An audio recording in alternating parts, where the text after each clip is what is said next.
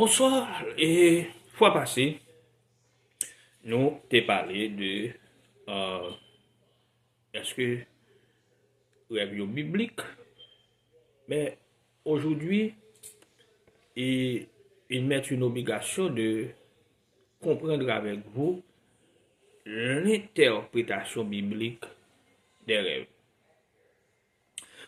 L'interprétation biblique des rêves, c'est une démarche, si on peut le dire comme ça, profondément euh, spirituelle et ça ne s'improvise pas. Euh, Elle suppose, c'est-à-dire l'interprétation biblique, un cœur disponible, une oreille très attentive, je dirais, et un esprit soumis à Dieu. Je regarde dans la Bible. Dans la Bible, les rêves sont parfois des messages célestes enveloppés de mystères. Et pour percer ou comprendre leur interprétation, il faut nécessairement, que cette interprétation ne soit pas reposée sur des techniques humaines, mais sur une relation vivante avec Dieu. Avant toute analyse, étant que croyant, étant que serviteur de Dieu, donc on est invité à tout justement entrer dans la prière. C'est dans l'intimité avec le Seigneur que l'intelligence spirituelle va s'ouvrir. Lorsque Joseph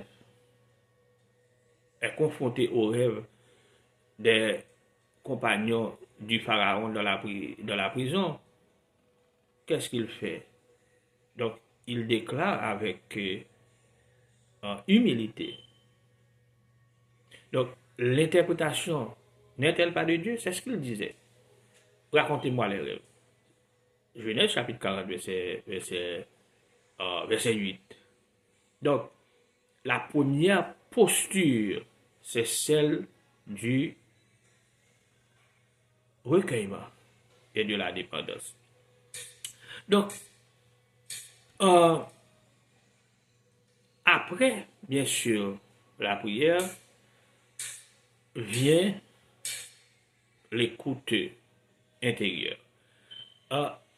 Le rêve doit être recueilli avec soin, sans hâte, en notant les détails. Par exemple, le lieu doit être important pour vous, les personnes que vous voyez dans le rêve, les objets que vous voyez dans le rêve, les émotions dans le rêve. Donc, dans le récit, par exemple, de Daniel, lorsque le roi Nebuchadnezzar fait un rêve mystérieux, c'est toute la sagesse babylonienne qui, je dirais, est en total échec.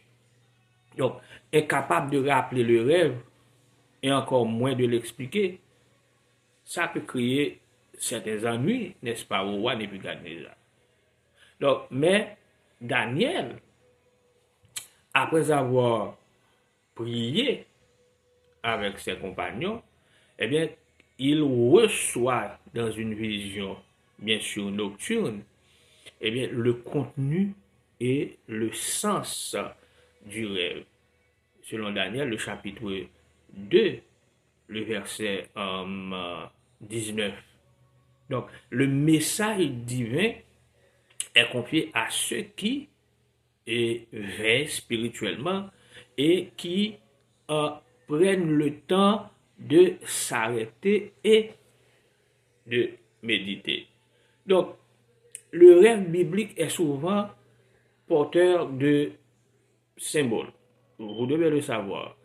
Et ces symboles ne sont pas choisis au hasard.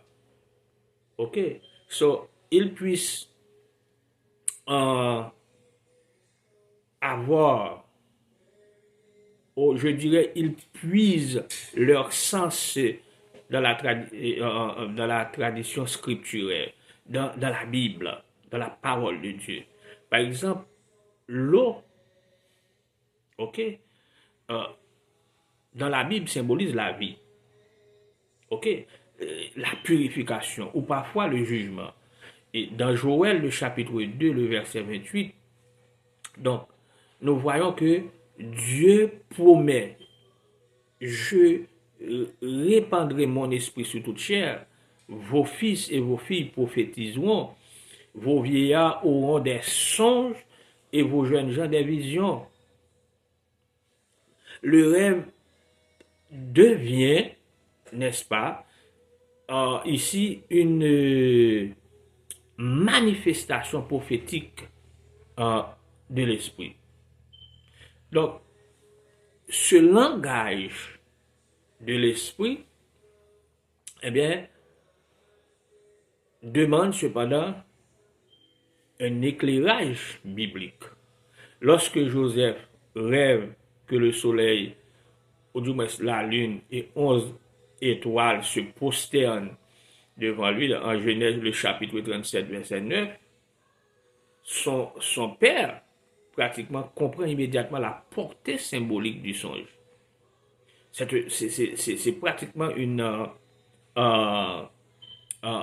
c'est une prophétie, je dirais, voilée sur l'autorité future de Joseph au sein de la famille. L'interprétation, alors, repose sur une connaissance des Saintes Écritures,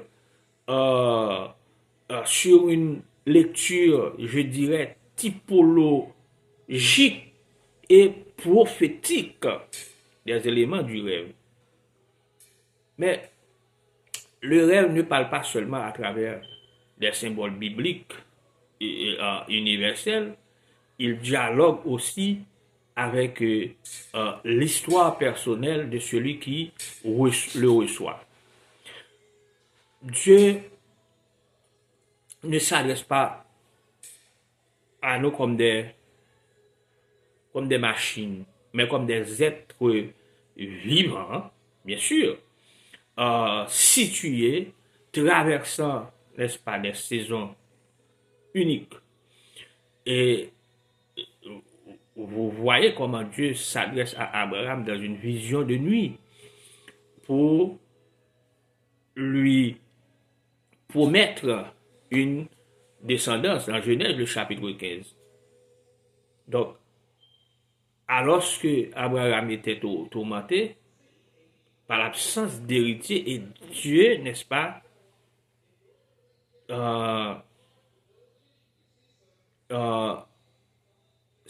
intervenait à Abraham. Et vous voyez comment il parle à Salomon pendant la nuit, dans 1 roi, le chapitre 3, le verset 5. Au moment même où celui-ci commence son règne et se sent probablement dépassé, Dieu lui a parlé. Donc, le contexte de la vie de celui qui rêve, c'est-à-dire de la vie du rêveur, éclaire souvent le message.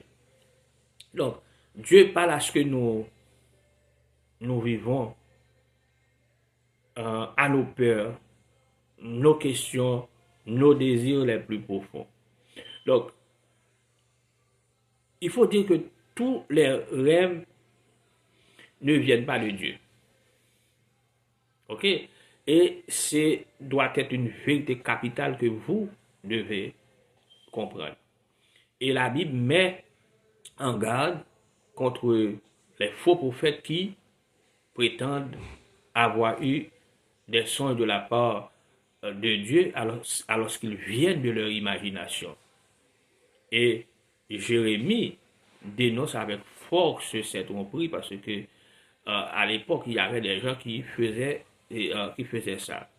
Et Jérémie euh, euh, euh, euh, met en garde contre ça. Et il y avait des faux prophètes qui disent, écoutez bien, j'ai eu un songe.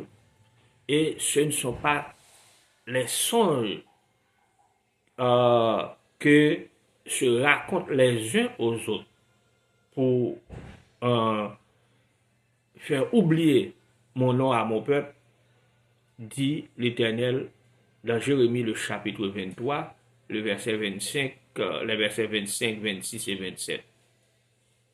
Donc, c'est pourquoi le discernement euh, doit jouer un rôle essentiel dans l'interprétation du rêve. Un rêve qui vient de Dieu produit la paix.